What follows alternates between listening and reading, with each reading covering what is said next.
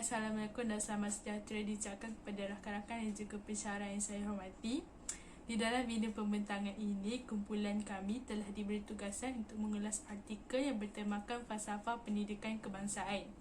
Tajuk ulasan artikel kumpulan kami ialah Falsafah Pendidikan Kebangsaan dalam Menepani Cabaran Global Abad ke-21. Kumpulan kami diwakili oleh 5 orang ahli, iaitu saya, Siti Nadika binti Zakiar, Nur Nazrin Syamimi binti Muhammad Nasri, Nurul Nazira binti Abdul Ghani, Nur Amalina binti Muhammad Sapirun dan Nur Atika binti Ramli. Kumpulan kami telah memilih 2 artikel yang bertajuk Pembangunan Insan dalam Falsafah Pendidikan Kebangsaan yang dihasilkan oleh penulis Sahariah Haji Ismail, dan juga artikel yang bertajuk Peranan dan Cabaran Pemimpin Pendidikan dalam Memastikan Matlamat dan Agenda Pendidikan dilestari dalam tempoh Perintah Kawalan Pergerakan, yang dihasilkan oleh 5 orang penulis dari Jabatan Pembangunan Staf Institusi Aminuddin Baki, Kementerian Pendidikan Malaysia, iaitu Rahayu Ahmad Bahtiar, Syam Ibrahim, Halijah Arifin, Nur Hazimah Ismail dan juga Wan Muhammad Khairul Wan Isa. Artikel ini berkaitan dengan aktiviti pembangunan dan pembentukan dalam bidang ilmu, kemahiran, kerohanian dan juga jasmani dalam diri seseorang, dan juga berkaitan dengan cabaran yang dihadapi oleh pemimpin Malaysia dalam mengusahakan segala tujuan dan rancangan di dalam pendidikan dapat dicapai. Di dalam ulasan artikel ini, pengenalan untuk artikel yang bertajuk Pembangunan Insan dalam Falsafah Pendidikan Kebangsaan berkaitan dengan proses pembangunan Islam dalam membentuk dan mendidik manusia secara seimbang. Ia penting kerana mempengaruhi 6 aspek, iaitu jasmani, emosi, rohani, fizikal, intelektual dan juga sosial demi kepentingan duniawi dan juga ukhrawi. Proses pembangunan ini perlu dilakukan secara konsisten dan berterusan agar tidak bercanggah dalam mana-mana peringkat pelaksanaannya. Proses pembangunan ini juga amat penting dalam kehidupan manusia kerana ia dapat mencapai apa yang telah termaktub dalam kitab Al-Quran. Ia juga diharapkan dapat dilaksana secara teratur, sistematik dan juga dapat diteliti dan difahami konsep falsafah terhadap masyarakat. Pengenalan untuk artikel yang seterusnya ialah bertajuk Peranan dan Cabaran Pemimpin Pendidikan dalam Memastikan Matlamat dan Agenda Pendidikan dilestari dalam tempoh Perintah Kawalan Pergerakan. Ia berkaitan dengan keadaan bagaimana kerajaan melakukan perubahan terhadap sistem pendidikan di dalam tempoh Perintah Kawalan Pergerakan. Dengan pelaksanaan Perintah Kawalan Pergerakan, segala sektor perlu ditutup dan sektor pendidikan juga turut terlibat. Ia perlu menjalani kaedah pembelajaran yang berbeza seperti pembelajaran dan latihan secara dalam talian supaya matlamat dan agenda pendidikan dapat diteruskan. Situasi ini menyebabkan pemimpin perlu berhadapan dengan normal baharu dalam menangani cabaran tersebut. Ia juga perlu memastikan sepanjang tempoh Perintah Kawalan Pergerakan berjalan. Assalamualaikum warahmatullahi wabarakatuh. Nama saya Nurul Nazira binti Abdul Ghani dan saya akan menerangkan berkenaan dengan ulasan menyeluruh artikel 1. Artikel ini adalah sebuah kajian yang mengkaji tentang konsep falsafah pendidikan kebangsaan untuk membentuk, membangun dan mengembangkan potensi individu ke arah pembangunan insan yang seimbang dan harmonis berdasarkan Al-Quran dan juga As-Sunnah. Artikel ini juga ada menyediakan informasi berkenaan dengan cabaran dalam membangunkan insan. Satu konsep asas yang terkandung dalam falsafah pendidikan kebangsaan ialah tentang ilmu, nilai ilmu dan juga peranan ilmu dalam membangunkan insan dan masyarakat. Selain itu, pembangunan modal insan ialah tindakan ataupun program yang dilaksanakan oleh sesebuah organisasi untuk membangunkan seseorang supaya berketerampilan dari aspek pengetahuan, kemahiran dan juga pembentukan sikap dalam melaksanakan tugas. Tema utama artikel ini ialah berkenaan dengan pembangunan insan yang perlu diikuti dan berlandaskan ajaran Islam. Dalam konteks negara Malaysia, pembangunan modal insan adalah usaha yang dilakukan oleh pihak kerajaan bagi mewujudkan rakyat yang berpendidikan, berkemahiran dan seterusnya berkebolehan untuk menghulurkan bantuan. Seterusnya ialah kajian literatur. Kajian ini merupakan satu kajian yang dijalankan oleh Sahariah Haji Ismail. Dapatan kajian menunjukkan bahawa Malaysia sudah lama mempunyai sistem pendidikan yang formal sebelum kedatangan penjajah British ke Tanah Melayu. Tambahan pula, dengan zaman yang kini telah moden, menyebabkan pelajar atau golongan muda mudah terdedah dengan perkara-perkara negatif jika tidak dikawal dengan baik. Seterusnya ialah metod kajian. Kajian ini menggunakan pendekatan kualitatif yang melalui kaedah kajian kes yang pelbagai. Kaedah pengumpulan data bagi kajian ini adalah melalui pemerhatian, rujukan dan juga analisis. Seterusnya ialah isu dan permasalahan. Jadi, terdapat beberapa isu serta permasalahan yang berlaku dalam mengembangkan potensi individu ke arah pembangunan insan yang seimbang dan sejahtera. Antaranya ialah globalisasi, sekularisme dan dualisme, pelaksanaan kurikulum dan juga keprofesionalan guru. Akhir sekali ialah hasil kajian.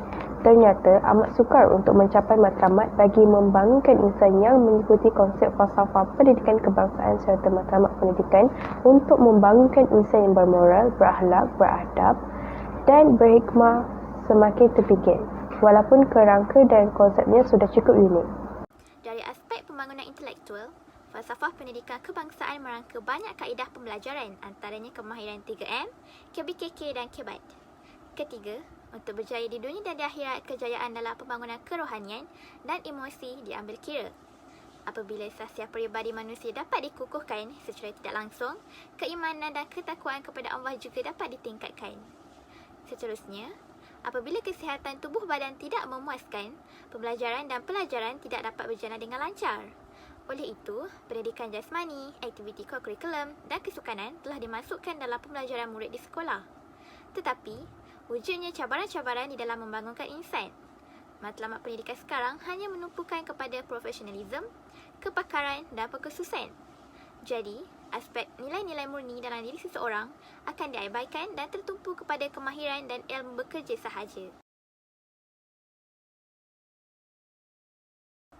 Kedua, trend globalisasi mencetuskan pelbagai cabaran. Kemajuan kehidupan manusia menyebabkan ledakan perkembangan telekomunikasi yang menjurus kepada pembaziran maklumat secara terbuka. Seterusnya, sekularisme dan dualisme. Apabila seseorang mempunyai fahaman sekularisme, individu tersebut tidak akan taat kepada Allah. Dan apabila adanya sekularisme dalam sistem pendidikan, terdapat dualisme dalam konsep pendidikan. Konsep dualisme memisahkan antara pengajaran agama dan disiplin akal. Cabaran seterusnya ialah kurikulum pendidikan. Masalah pendidikan di negara kita adalah kepandaian dan kebijaksanaan seseorang itu diukur melalui peperiksaan sahaja. Sebagai seorang guru, mereka hendaklah mempunyai niat menjalankan tugas untuk mencapai kebaikan di dunia dan di akhirat dan bukannya semata-mata pergi kerja, balik kerja. Seterusnya, persoalan kajian yang relevan dengan keadaan semasa. Sistem pendidikan masa kini adalah lebih baik berbanding sebelum ini kerana kaedah pembelajaran dan pengajaran telah ditambah baik, contohnya KEBAT. KEBAT menguji keupayaan pelajar untuk mengaplikasikan pengetahuan dalam menyelesaikan masalah. Walaupun pembangunan insan dititik beratkan, masih ada isu keruntuhan akhlak. Apabila individu melayari internet tanpa dikawal, mereka terdedah dengan perkara negatif. Di samping itu, pelajar di sekolah dinilai kecemerlangannya dengan keputusan peperiksaan sahaja. Apabila pelajaran dan pembelajaran hanya mengejar grade A, matlamat untuk membangunkan insan gagal. Pelajar sepatutnya dinilai dari aspek akademik, kurikulum, kepimpinan dan sahsiah diri.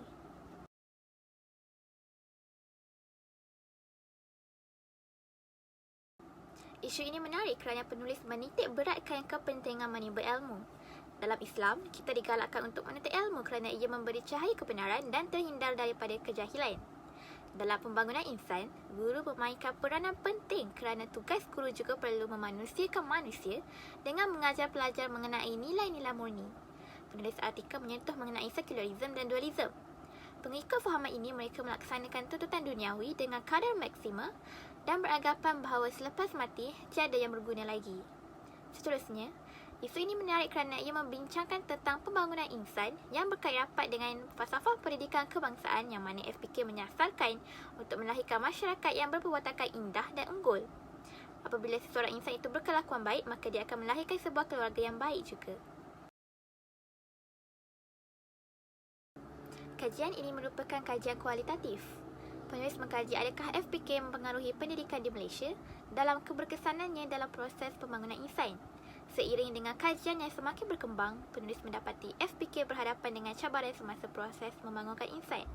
Data bagi kajian ini dilakukan dari pemerhatian, analisis dan rujukan. Penulis membuat rujukan mengenai pendidikan di Tanah Melayu dengan merujuk kepada laporan Fenwu dan lain-lain. Seterusnya, penulis memerhati pelajar dan guru. Hasilnya, pelajar di zaman ini terdedah dengan isu keruntuhan akhlak. Penulis juga membuat pemerhatian terhadap guru bahawa sebahagian daripada mereka tidak menepati kehendak FPK dan falsafah pendidikan guru. Akhir sekali, penulis membuat analisis bahawa FPK lengkap untuk membangunkan insan.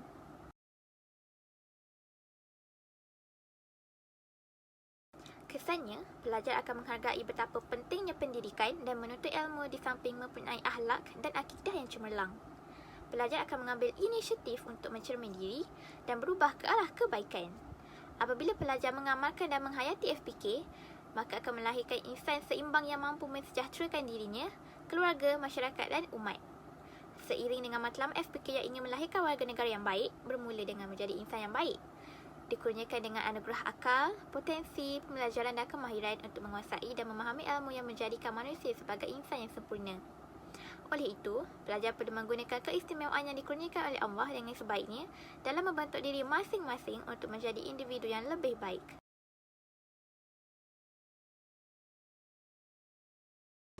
Assalamualaikum, nama saya Nazin Syamimi binti Muhammad Nasri dan saya akan menyambung pembentangan dengan ulasan menyeluruh kandungan artikel kedua. Tujuan atau objektif kajian artikel kedua ialah untuk mengkaji peranan-peranan pemimpin di institut pendidikan dan kesan daripada peranan mereka agar ia dapat lebih pengetahuan kepada pembaca tentang peranan mereka ketika krisis abad ke-21 iaitu Perintah Kawalan Pergerakan PKP. Isu atau permasalahan kajian artikel kedua tentang peranan pemimpin yang dinyatakan oleh penulis ialah menyelesaikan masalah persekitaran yang kompleks, mengamalkan komunikasi berkesan, mempunyai fleksibiliti, mengaplikasikan teknologi terkini, menggabung konsep lama dan baharu dan juga menjadi fasilitator perubahan. Konsep dari kajian artikel ini lebih tertumpu kepada isu, cabaran dan impak yang dihadapi oleh pemimpin pendidikan. Tema kajian dalam artikel kedua ini adalah kajian tentang peranan pemimpin dan cabarannya dalam pembelajaran secara norma baharu. Hal ini demikian kerana berdasarkan artikel, penulis menekankan ke-6 isu atau peranan yang dilakukan oleh pemimpin di pendidikan. Kajian literatur merupakan satu kajian tentang bagaimana pemimpin pendidikan dapat mencapai matlamat dan agenda pendidikan di Malaysia ketika menghadapi penularan wabak COVID-19 serta cabaran yang perlu didepani untuk melaksanakan matlamat mereka. Penulis juga membincangkan kesan daripada gagal menangani cabaran-cabaran berikut. Menurut penulis, pemimpin yang berjaya dan berkesan akan menganggap isu atau masalah itu sebagai peluang baginya belajar menyelesaikan masalah itu dengan cara yang berbeza dari kebiasaan. Metod kajian yang digunakan oleh penulis ialah kaedah kajian kualitatif, iaitu kaedah yang melibatkan kajian perpustakaan dan analisis dokumen. Kaedah ini seringkali digunakan untuk membincangkan kesan atau hasil daripada sesuatu program atau intervensi sosial. Hasil kajian mendapati bahawa peranan yang dinyatakan oleh penulis memberi impak yang besar terhadap beberapa pihak yang terlibat di institut pendidikan sekiranya ia gagal dilaksanakan. Walau bagaimanapun, ia memberi kesan positif jika pemimpin dapat bersedia dengan segala perubahan dalam cara pembelajaran. Assalamualaikum warahmatullahi wabarakatuh. Nama saya Nur Atika binti Ramli dan kelas BA 243 1A. Saya akan meneruskan pembentangan mengenai bahagian ulasan kritis artikel 2 yang merangkumi isi kandungan utama, isi atau kajian yang relevan, isu menarik, metod kajian yang digunakan oleh penulis dan kesan artikel terhadap warga pendidik dan pelajar. Pertama sekali, saya akan mulakan dengan isi kandungan utama artikel, iaitu peranan pemimpin yang telah diterjemahkan kepada 6 tindakan, iaitu menyelesaikan masalah persekitaran yang kompleks, mengamalkan komunikasi berkesan, mempunyai fleksibiliti, mengaplikasi teknologi terkini, menggabungkan konsep lama dan baharu dan menjadi fasilitator perubahan. Untuk pengetahuan, kesemua tindakan yang dibangkitkan oleh penulis disertakan dengan peranan, cabaran dan impak. Oleh itu, kandungan ini mempunyai isi yang padat serta informasi yang sistematik. Seterusnya, saya akan membincangkan sama ada isi atau persoalan yang dibangkitkan oleh penulis relevan atau tidak dengan keadaan semasa pada hari ini. Pada pendapat kami, isu yang dibangkitkan oleh penulis sangat relevan kerana isu tersebut berkait rapat dengan keadaan kita pada hari ini. Isu tersebut juga memberi info tentang peranan, cabaran serta implikasi menangani perubahan kepada pemimpin dan pelajar terhadap tindakan yang perlu dilakukan oleh mereka dengan perubahan yang berlaku pada era pandemik COVID-19. Pada pendapat kami, isu yang dibahaskan oleh penulis dalam artikel 2 ini sangat menarik kerana maklumat yang disampaikan sangat terperinci serta berkait rapat dengan isu semasa di Malaysia.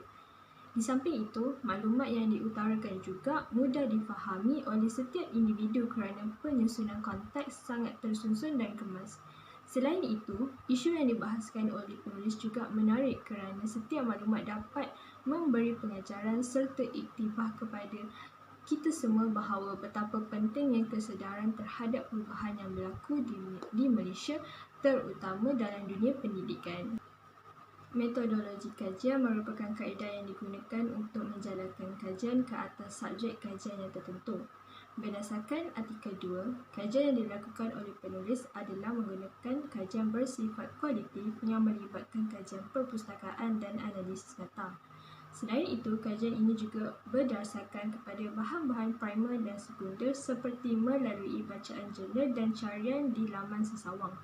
Oleh itu, kajian yang dilakukan memerlukan kepada metodologi sebagai cara memperolehi maklumat yang kualitatif serta sistematik. Akhir sekali, setelah mendalami artikel ini, kami sebulat suara bersetuju bahawa ianya memberi impak positif dan juga negatif kepada sesetengah individu. Falsafah pendidikan kebangsaan telah memainkan peranan yang sangat penting bagi merealisasikan hala tuju pendidikan negara walaupun berdepan dengan situasi yang sukar. Oleh itu, mereka telah melakukan dengan baik sekaligus memberi impak positif kepada pendidik serta pelajar. Selain itu, ianya juga memberi kesan kepada cara pemikiran dan pandangan sesetengah individu terhadap perubahan semasa dan memandang serius kepada krisis atau risiko yang akan datang dalam dunia pendidikan. Kesimpulannya ialah dengan mengamalkan konsep falsafah pendidikan kebangsaan, ia sudah dapat melengkapi pembangunan dan pembentukan seseorang insan.